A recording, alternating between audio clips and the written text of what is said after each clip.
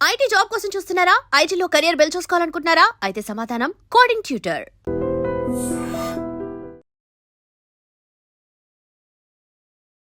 నమస్తే, welcome to I dream social spotlight with కవిత.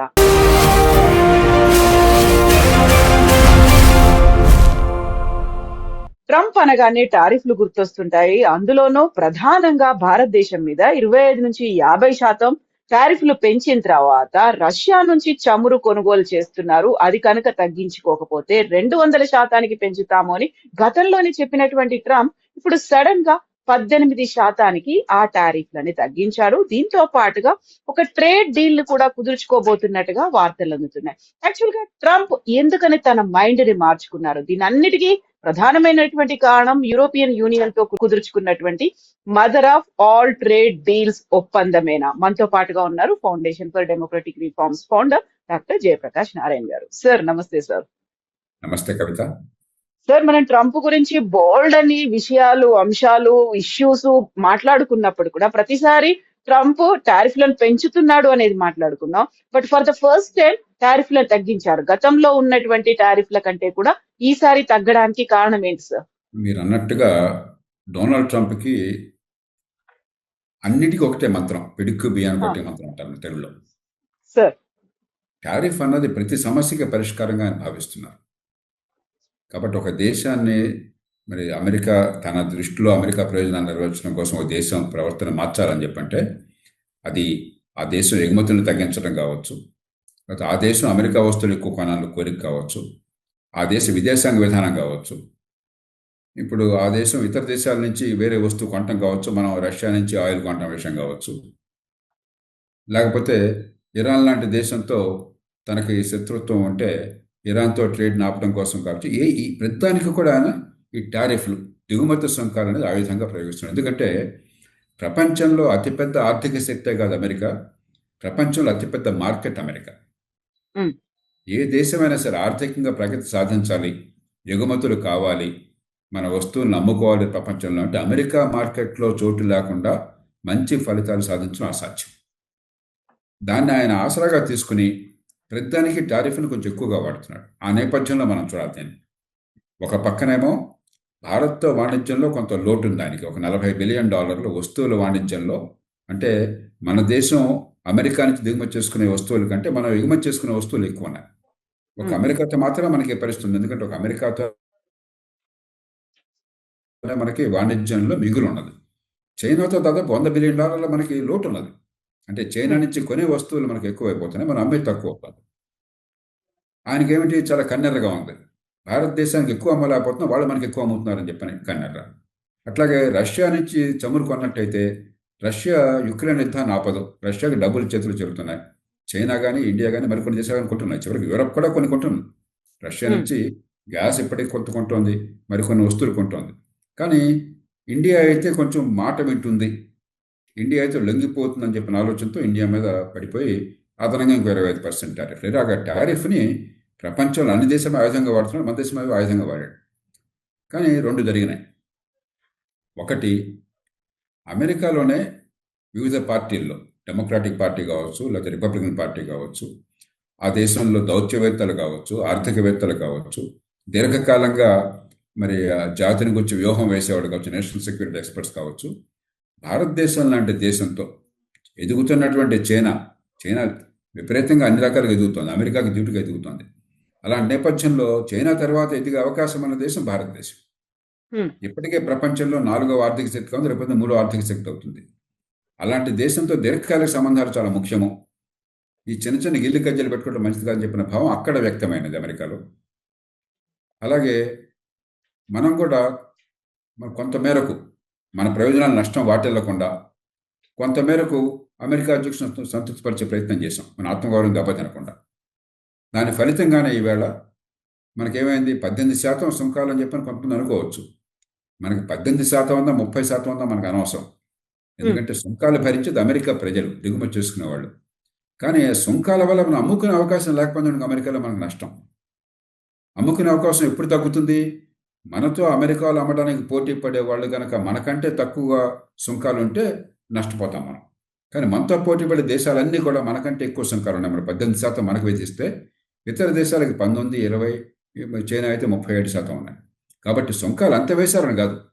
మనతో పోటీ పడే వాళ్ళకంటే మనకు తక్కువ సుంకాలు ఉన్నాయా, సమానంగా ఉన్నాయా, ఎక్కువ ఉన్నాయా అని చెప్పినది. ఇప్పటిదాకా 50% అనేసరికి ఎక్కువ ఉన్నాయి, ఇప్పుడు తక్కువకి వచ్చాం.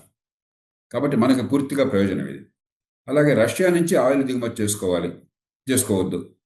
మొహమ్మద్ కోపంతో ముక్కును కోసుకోరు ఎవరు కూడా విజ్ఞత గలవాడు.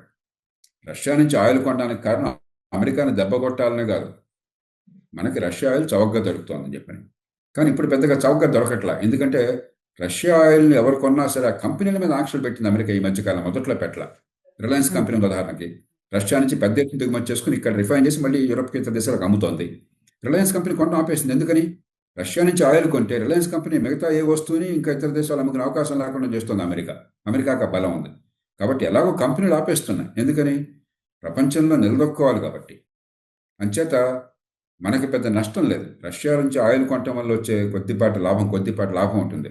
లాభం కంటే రష్యా నుంచి ఆయిల్ కొనటం వల్ల మనకు నష్టం చాలా ఎక్కువ ఉన్నది. కాబట్టి మనం వ్యాపారాత్మక ఆలోచన చేస్తాం. సంబంధాలు దెబ్బతనుకుంటారు. రష్యాతో సంబంధాలు బాగుండాలి, మనకి చైనాతో బాగుండాలి, అమెరికాతో బాగుండాలి. కానీ చివరికి మన ప్రయోజనాల కోసం ఎక్కడైనా బాగుండాలి, వంగతోట దగ్గర బాగోదు.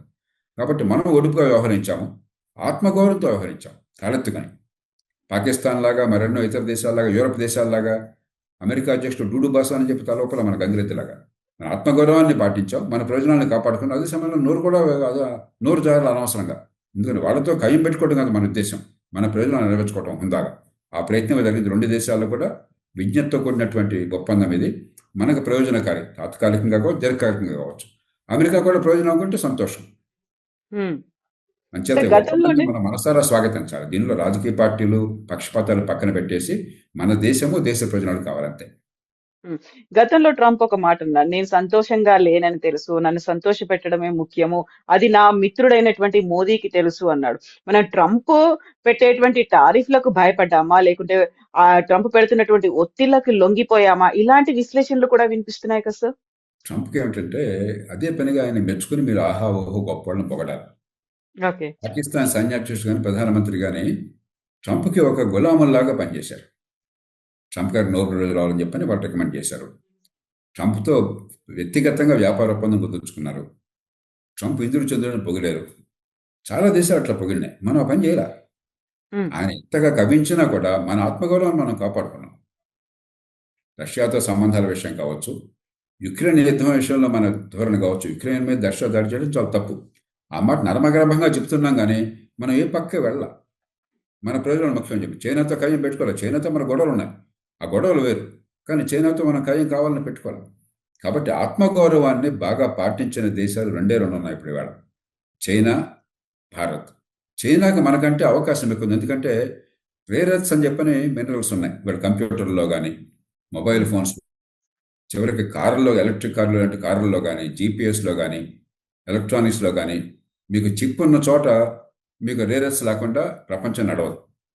చైనాకి దాని మీద పూర్తి పట్టున్నది. ప్రపంచంలో 80-90% ప్రపంచానికి సరఫరా చేసేది చైనానే. మనకు ఆ సౌలభ్యం లేదు. ప్రపంచంలో ఏ దేశానికి అవకాశం లేదు. కాబట్టి చైనా గట్టిగా నిలబడింది. మనకు అలాంటి అవకాశం లేకపోయినా కూడా ఆత్మగౌరవంతో నిలబడ్డాం. దీర్ఘకాలంలో భారతదేశంతో సంబంధాలే మంచివి, అది లేకుండా ఉండటం అమెరికాకి నష్టం, ప్రపంచానికి నష్టం అని గుర్తించి వాళ్ళు ముందుకు వచ్చారు. అమెరికాతో సంబంధాలు పోగొట్టుకోవడం మన లక్ష్యం కాదు, మొహమ్మద్ కోపంతో ముక్కును కోసుకోవడం మన లక్ష్యం కాదు. మన ప్రయోజనాలను కాపాడుకోవాలి, మనం ముందుకు వచ్చాం. కాబట్టి ఇది ఇద్దరికీ మంచిది. అందుకనే ఆ దేశంలో కానీ, ఈ దేశంలో కానీ ఆలోచించే వాళ్ళంతా హర్షిస్తున్నారు. సార్, ఇక్కడే mother of all trade deals అన్ని మనం కుదుర్చుకున్నాం యూరోపియన్ యూనియన్ తో. అది ప్రపంచమంతా ఆసక్తిగా ఎదురు చూసింది. అది చూసిన తర్వాత కొంచెం ఏమైనా సాఫ్ట్ కార్నర్ గా ఫ్యూచర్ దృష్ట్యా భారత్ ని వదులుకోవడం ఇష్టం లేకనే ట్రంప్ మళ్ళీ మన దగ్గరికి వచ్చారు అనే వాదన, ఫోన్ కాల్స్ చేస్తున్నారు, లేకుంటే భేటీలు అవుతున్నాయి. అంటే కవిత, ఒక్క యూరప్తో ట్రేడ్ అనేది దాని ప్రభావం కొంత ఉంటుంది. ఒక్క ట్రేడ్ డీల్ కాకుండా మనం వెంటనే బేలగా అయిపోయి మన వ్యవస్థ కుప్పకూలిపోవాలి. మన ప్రజల పుణ్యమా అని చెప్పని, మన ఉత్పత్తిదారుల పుణ్యమా అని చెప్పని మీరు గమనిస్తే అమెరికా మనకు అతిపెద్ద మార్కెట్, అతిపెద్ద మిగులుంది అమెరికాతో. అమెరికాతో వాణిజ్యం చాలా రంగాల్లో ఈ సుంకాల వల్ల స్తంభించిపోయినా కూడా ఇతర దేశాలతో పెంచుకోగలిగాం. మొత్తం మీద మన ఎగుమతులు ఒక 3% పెరిగినాయి గత 5-6 నెలల్లో. అమెరికా లాంటి అతిపెద్ద ఆర్థిక శక్తి, మనకు అతిపెద్ద పార్ట్నరు, ఈ ట్రేడ్లో, వాణిజ్యంలో ఆ దేశంతో సంబంధాలు తగ్గిపోయినా కూడా అంతర్జాతీయంగా 3% మనకు మొత్తం మీద పెరిగింది. అమెరికాతో కూడా కొంతమేరకు మనం ట్రేడ్ మెయింటైన్ చేయగలిగాం. ఎందుకంటే టారిఫ్ లేని వస్తువులు ఉన్నాయి, అది బాగా నమ్ముకోగలిగాం. మన ఆర్థిక వ్యవస్థ గొప్ప కూలిపాల, ఆర్థిక ప్రగతి అన్ని దేశాల కంటే ఎక్కువ, పెద్ద దేశాల కంటే ఎక్కువ సాధించాం. కాబట్టి ఏంటంటే ఈ దేశాన్ని మనం బలప్రయోగం చేసి వంచలేమని కూడా అర్థమైంది అక్కడ. రెండోది, కలిస్తే లాభం ఉంది నష్టం కంటే ఎక్కువ. అందుకని మీరు గమనించారు, ట్రేడే కాదు, ఇది అవగానే ఏమన్నారు, అమెరికా నుంచి మనకు ఏ వార్త వచ్చింది, క్వాడ్ అనేది అమెరికా, భారత్, ఆస్ట్రేలియా, జపాన్ ఈ 4 కలిసి ఒక కూటమిలాగా ఉండి ప్రయోజనాలు కాపాడుకోవడం. ఒక రకంగా దీర్ఘకాలంలో చైనా నిల్వహించాలని ఇది అవసరం అని చెప్పని వెంటనే క్వాడ్ ఎక్కడికి పోలేదు, క్వాడ్ ఉన్నది, క్వాడ్ కొనసాగుతుంది, ఖచ్చితంగా దాన్ని పునరుద్ధరిస్తామని వెంటనే మాట అన్నారు. కాబట్టి దీన్ని మొత్తం 2 దేశాల సంబంధాల కోణం నుంచి, లేదా ప్రపంచంలో ఇవాళ ఉన్నటువంటి వ్యూహాత్మక రాజకీయాల కోణం నుంచి చూసినట్టయితే 2 దేశాలకు ప్రయోజనం ఉంది కాబట్టి 2 దేశాలు ముందుకు వచ్చినాయి. సో ఫర్దర్ గా ఉండేటువంటి డెవలప్మెంట్స్ ఎలా ఉండబోతున్నాయి సార్? ఎందుకంటే ట్రంప్ ఎప్పుడు ఒక మాట మీద ఉండడు, లేకుంటే మారిపోతూ ఉంటాయి ఆయన ఆలోచనలు కావచ్చు, లేకపోతే ఆయన తీసుకునేటువంటి డెసిషన్స్ కావచ్చు అనుకున్నప్పుడు, సో భారతదేశంతో ఇది ఇలాగే కంటిన్యూ అవుతుందంటారా? ఇప్పుడు డొనాల్డ్ ట్రంప్ విషయంలో రేపు ఎలా ఉంటుంది అన్నది ఎవరో కూడా ఖచ్చితంగా ముందుగా జోష్యం చెప్పలేరు. కాబట్టి అలాగే ఉంటుందని ఆ మాట నేను చెప్తే అది పొరపాటు అవుతుంది. కానీ ఈ అనుభవం తర్వాత మేము గట్టిగా, అంటే భారతదేశం మీద ఎంత ఇబ్బంది పెట్టాలని ప్రయత్నం చేసినా కూడా ఇంతకంటే ఎక్కువ చేయలేరు కదా అప్పటిదాకా చేసిన దానికంటే. అవును. అయినా దేశం లొంగిపోలేదు, దేశం కూలిపోలేదు. రెండు, ఒకటి లొంగిపోలేదు, ఇంకోటి కూలిపోలేదు. అది అర్థమైన తర్వాత రేపు మళ్ళీ చేస్తే ఉపయోగం ఏముంది, నష్టం ఎక్కువగా లాభం ఏముంది. అంచేత బహుశా ఈ గతంలో ఉన్నట్టుగా, గత 4 నెలల్లో ఉన్నట్టుగా మనకి ఒక ప్రమాదకర పరిస్థితి మళ్ళీ రాకపోవచ్చు. రాదని ఘంటాపదంగా చెప్పలేం, కానీ డొనాల్డ్ ట్రంప్ ఉన్నంతకాలం అవకాశం చాలా తక్కువ. ఎందుకంటే అప్పుడు ఆయన ప్రతిష్ట, ఆయన పరువు పోతాయి, ఆ దేశం పరువు పూర్తిగా పోతుంది, దేశం మీద నమ్మకం మరింత సడలిపోతుంది. రెండోది, ఇక నుంచి సంబంధాలు పెరిగితే కానీ తగ్గవు. ఉదాహరణకు మీరు ఇది జరగగానే ఏమైంది, రూపాయి విలువ పెరిగింది. ఎప్పుడైతే డాలర్లు మన దేశానికి రావడం తగ్గిపోయిందో, మన దేశం నుంచి డాలర్లు బయటికి వలసపోవడం ఎక్కువైపోయిందో, ఇన్వెస్టర్స్ బయటికి పోయి మన రూపాయి విలువ తగ్గింది. వెంటనే మార్కెట్ ఏమైనా ఆలోచించింది, వెంటనే డాలర్లు మన దేశానికి రావడం మొదలెడతాయి, పెట్టుబడులు రావడం మొదలెడతాయి, ఎగుమతులు పెరుగుతాయి కాబట్టి ఆ రకంగా కూడా డాలర్లు వస్తాయి, కాబట్టి రూపాయి విలువ పెరిగింది. అట్లాగే స్టాక్ మార్కెట్ మనకి గత 3-4 నెలలుగా బాగా తగ్గిపోయింది. ఒక్క రోజున 2.5% పెరిగింది. ఎందుకని? మార్కెట్కి మనకంటే ఎక్కువ తెలుసు, ఉత్పత్తిదారులందరికీ తెలుసు, కంపెనీలకు తెలుసు, వాణిజ్యం వెంటనే బాగుపడుతుంది, ఎగుమతులు చేసుకోగలము, పెట్టుబడులు పెరుగుతాయి, లాభాలు పెరుగుతాయి, ఉపాధి పెరుగుతుంది దేశంలో అని చెప్పాను. అంచేత ఈ రెండే కాదు, టెక్నాలజీ మరింత ఎక్కువగా విస్తరించి వస్తుంది. చైనా వద్దు, చైనాలో మన పరిశ్రమలు పెట్టదు అనుకున్నప్పుడు చైనా తర్వాత పెద్ద స్థాయిలో పెట్టడానికి అనువైన దేశం భారతదేశం. మనం ఆహ్వానిస్తున్నాం.